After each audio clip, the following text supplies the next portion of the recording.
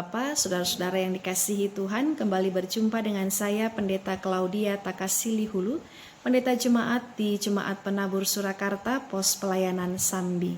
Kita akan merenungkan firman Tuhan di malam hari ini dari Kisah Para Rasul pasal 5 ayat yang ke-34 sampai dengan ayat 42. Tapi sebelumnya mari kita memohon tuntunan Roh Kudus, kita berdoa. Ya Bapa, terima kasih di hari ini kami sudah menerima begitu banyak berkat-Mu. Dan saat ini kami akan mengakhiri hari ini juga dengan ungkapan syukur dan mau membungkus segala sesuatunya dengan kebenaran firman-Mu. Urapi kami semua dengan hikmat, pengertian, dan kerendahan hati, sehingga kami boleh menjadi pendengar yang baik dan boleh melakukan dalam kehidupan kami apa yang mau Tuhan sampaikan dalam firman-Mu. Bersabdalah ya Bapa, dalam nama Yesus Kristus Juru Selamat yang hidup kami berdoa. Amin. Kisah Para Rasul pasal 5 ayat 34 sampai dengan ayat 42 yang tertulis demikian. Tetapi seorang Farisi dalam mahkamah agama itu yang bernama Gamaliel, seorang ahli Taurat yang sangat dihormati seluruh orang banyak, bangkit dan meminta supaya orang-orang itu disuruh keluar sebentar. Sesudah itu ia berkata kepada sidang, "Hai orang-orang Israel, pertimbangkanlah baik-baik apa yang hendak kamu perbuat terhadap orang-orang ini. Sebab dahulu telah muncul si Teudas yang mengaku dirinya seorang istimewa, dan ia mempunyai kira-kira 400 orang pengikut, tetapi ia dibunuh dan cerai-berailah seluruh pengikutnya dan lenyap. Sesudah dia pada waktu pendaftaran penduduk muncullah si Yudas seorang Galilea. Ia menyeret banyak orang dalam pemberontakannya, tetapi ia juga tewas dan cerai-berailah seluruh pengikutnya. Karena itu aku berkata kepadamu, janganlah bertindak terhadap orang-orang ini. Biarkanlah mereka, sebab jika maksud dan perbuatan mereka berasal dari manusia, tentu akan lenyap. Tetapi kalau berasal dari Allah, kamu tidak akan dapat melenyapkan orang-orang ini. Mungkin ternyata juga nanti bahwa kamu melawan Allah." Nasihat itu diterima. Mereka memanggil rasul-rasul itu lalu menyesah mereka dan melarang mereka mengajar dalam nama Yesus. Sesudah itu mereka dilepaskan. Rasul-rasul itu meninggalkan sidang mahkamah agama dengan gembira karena mereka telah dianggap layak menderita penghinaan oleh karena nama Yesus, dan setiap hari mereka melanjutkan pengajaran mereka di bait Allah dan di rumah-rumah orang dan memberitakan Injil tentang Yesus yang adalah Mesias. Demikian pembacaan Alkitab. Ada sebuah kalimat bijak yang saya kutip yang berbunyi seperti ini. Jangan menunggu badai hidup Anda berlalu, tetapi belajarlah menari di tengah hujan. Saya ulangi, jangan menunggu badai hidup Anda berlalu, tetapi belajarlah menari di tengah hujan.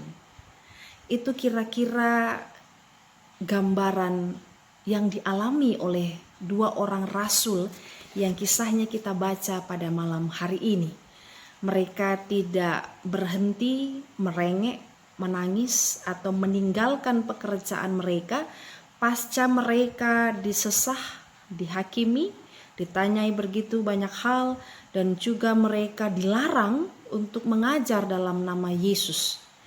Justru setelah mereka mengalami hal-hal itu, mereka justru bergembira, mereka justru dalam semangat untuk terus melanjutkan pengajaran pemberitaan tentang siapa itu Yesus.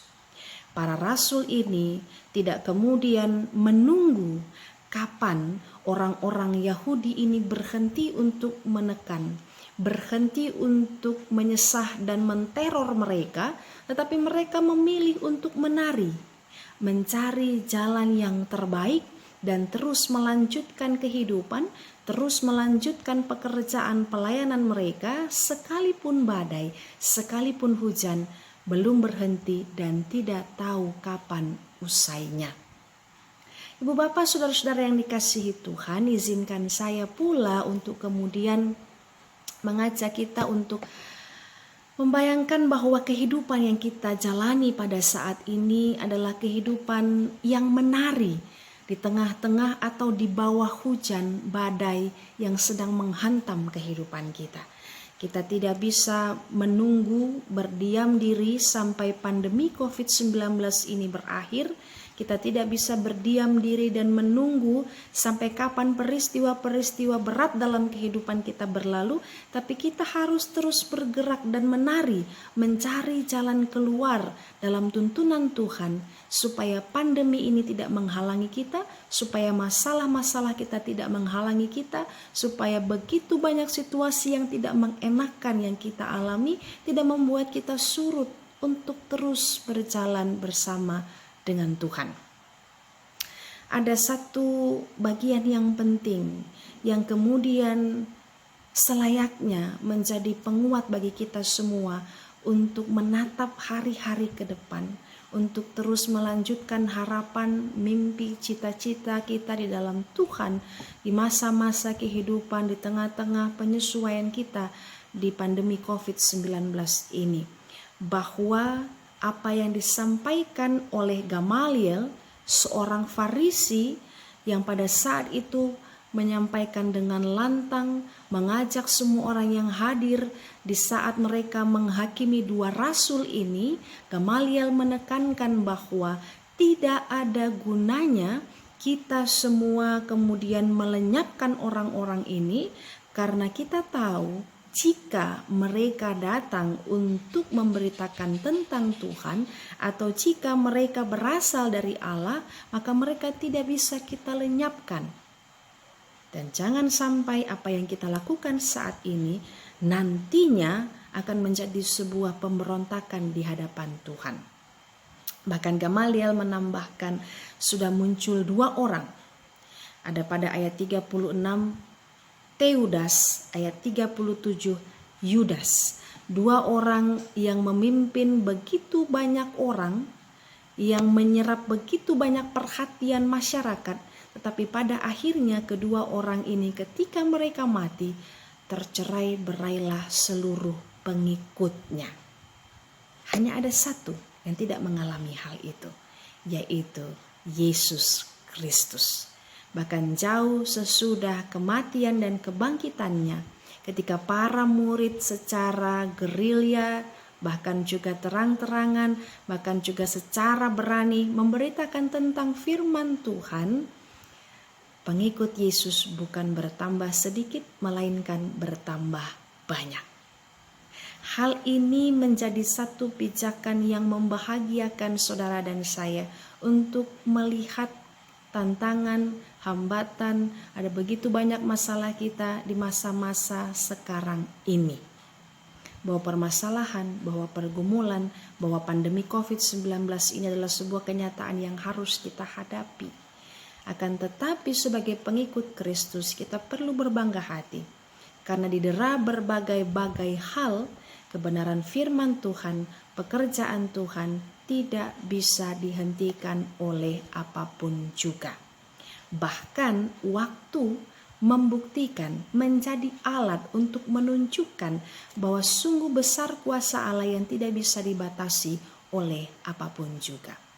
Kalau kita boleh mengenang kisah-kisah masa lalu di cerita kehidupan kita, coba ibu bapak saudara-saudara hitung berapa kali sudah Tuhan menolong kita.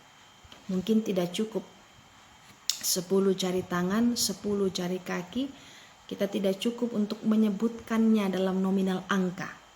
Ada begitu banyak pertolongan Tuhan yang luar biasa dalam kehidupan saudara dan saya.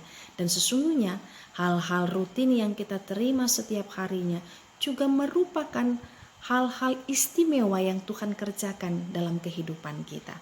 Oleh karena itu, ketika kita berjumpa, berbenturan dengan pergumulan hidup, kita mengambil sikap seperti para rasul ini. Mereka menari di bawah hujan dengan tetap bergembira dan terus melakukan pekerjaan memuliakan nama Tuhan. Dalam pengertian bukan berarti ketika ada masalah kita nyengir terus panjang hari atau kita tertawa terbahak-bahak untuk menutupi kesedihan, untuk menutupi kekalutan hati kita.